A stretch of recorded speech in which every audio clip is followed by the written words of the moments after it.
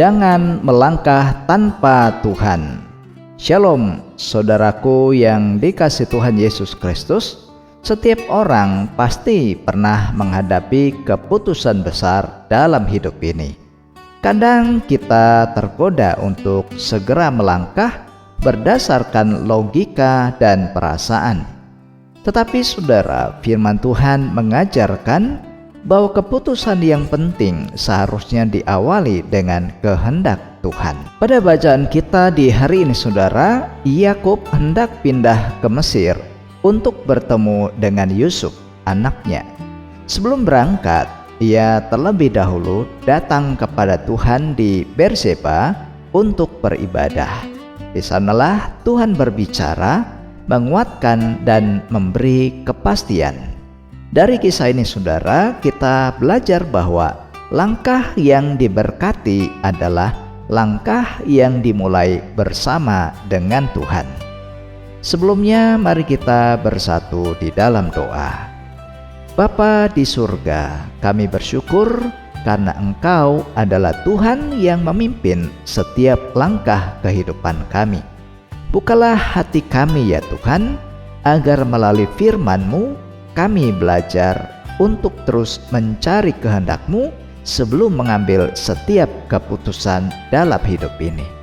Di dalam nama Yesus kami berdoa. Amin.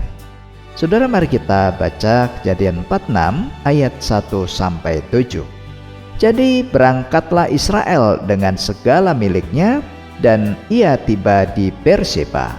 Lalu dipersembahkannya korban sembelihan kepada Allah Ishak ayahnya. Berfirmanlah Allah kepada Israel dalam penglihatan waktu malam, Yakub, Yakub. Sautnya, ya Tuhan. Lalu firman-Nya, Akulah Allah, Allah ayahmu. Janganlah takut pergi ke Mesir, sebab Aku akan membuat engkau menjadi bangsa yang besar di sana. Aku sendiri akan menyertai engkau pergi ke Mesir, dan tentulah Aku juga akan membawa engkau kembali. Dan tangan Yusuflah yang akan mengatupkan kelopak matamu nanti. Lalu berangkatlah Yakub dari Berseba, dan anak-anak Israel membawa Yakub ayah mereka beserta anak dan istri mereka, dan mereka menaiki kereta yang dikirim Firaun untuk menjemputnya. Mereka membawa juga ternaknya dan harta bendanya yang telah diperoleh mereka di tanah Kanaan. Lalu tibalah mereka di Mesir, yakni Yakub dan seluruh keturunannya bersama-sama dengan dia, anak-anak dan cucu-cucunya laki-laki dan perempuan, seluruh keturunannya dibawanyalah ke Mesir. Saudaraku yang dikasihi Tuhan, 3 kebenaran sejati yang kita temukan melalui bacaan di hari ini. Yang pertama, Tuhan rindu kita mencari kehendak-Nya terlebih dahulu. Di ayat 1, sebelum berangkat ke Mesir, Yakub singgah di Berseba untuk mempersembahkan korban kepada Allah. Ia tidak terburu-buru saudara mengikuti keadaan, tetapi terlebih dahulu datang beribadah dan mencari kehendak Tuhan. Ini mengajarkan kepada kita saudara bahwa setiap keputusan penting haruslah dimulai dengan doa dan penyerahan diri kepada Tuhan. Ketika kita mengutamakan Tuhan, percayalah Ia akan menuntun jalan hidup kita. Firman Tuhan mengingatkan kepada kita bahwa ketika kita mengakui Dia dalam setiap langkah, Ia akan menuntut jalan yang benar. Itulah yang ditulis oleh Amsal 3 ayat 6. Akuilah Dia dalam segala lakumu, maka Ia akan meluruskan jalan.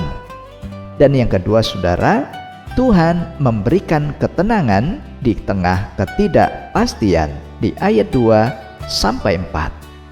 Tuhan memanggil Yakub dalam penglihatan malam dan berkata, "Jangan takut, pergi ke Mesir." Tuhan mengetahui kekhawatiran Yakub, saudara. Karena itulah Tuhan sendiri memberikan janji penyertaan, perlindungan, dan juga masa depan bagi keturunannya. Seringkali saudara, kita takut melangkah karena tidak mengetahui apa yang ada di depan. Namun Tuhan mengetahui jalan hidup kita sejak awal hingga akhir. Ketika Dia memberi perintah untuk melangkah, percayalah bahwa Dia juga berjanji untuk menyertai kita. Penyertaan Tuhan itu lebih berharga, saudara, daripada kepastian pada seluruh keadaan kita.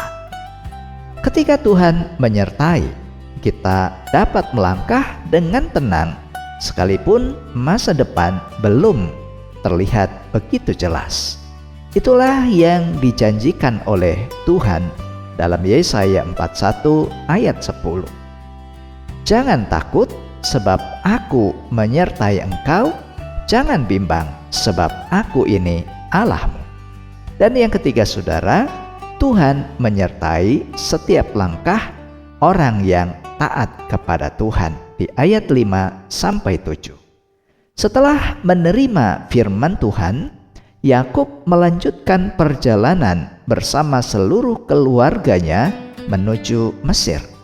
Ia melangkah dengan penuh iman karena yakin bahwa Tuhan telah lebih dahulu berjalan di depannya.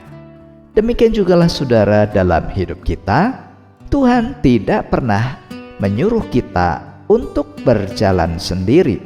Ketika kita taat kepada kehendak-Nya, Ia akan menyertai, memelihara, dan menggenapi seluruh rencana-Nya dalam hidup kita. Ya, ketaatan kepada Tuhan itu selalu diikuti oleh penyertaan-Nya. Firman Tuhan dengan jelas menegaskan bahwa Ia akan terus menyertai umat-Nya dalam setiap perjalanan hidupnya. Itulah yang tertulis di dalam Matius 28 ayat 20b.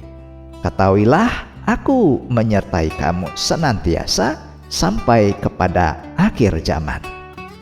Karena itu saudara, biasakan mencari kehendak Tuhan sebelum mengambil setiap keputusan penting dalam hidup ini, dan jangan biarkan rasa takut menguasai hati kita, karena Tuhan berjanji untuk memberi tuntunan. Tetaplah melangkah dalam iman, karena Tuhan menyertai setiap langkah dalam ketaatan kita kepadanya. Mari kita berdoa. Bapa yang penuh kasih, terima kasih karena Engkau tidak pernah membiarkan kami berjalan sendirian. Ajarlah kami ya Tuhan untuk selalu mencari kehendak-Mu, mempercayai penyertaan-Mu, dan melangkah dengan iman dalam setiap keputusan hidup kami. Berkatilah saudaraku yang membaca dan merenungkan firman Tuhan ini dalam kehidupan mereka. Apa yang menjadi harapan, doa, dan juga pergumulan, mari Bapa Engkau genapi dan Engkau nyatakan kuasa-Mu, baik dalam pekerjaan, dalam rumah tangga, dalam studi. Yang bergumul sakit penyakit, mari Tuhan pulihkan dan Engkau sembuhkan mereka. Terpujilah Engkau Bapa, di dalam nama Yesus kami berdoa. Amin.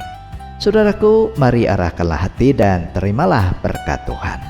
Kiranya Tuhan menuntun setiap langkah saudara, memenuhi hati saudara dengan damai sejahtera, dan memberikan keberanian untuk melangkah dalam kehendak-Nya. Dan kiranya kasih karunia dari Tuhan Yesus Kristus, kasih dari Allah Bapa, dan persekutuan Allah Roh Kudus menyertai saudara sekalian dari sekarang ini sampai selama-lamanya. Amin. Jangan takut melangkah ketika Tuhan memimpin.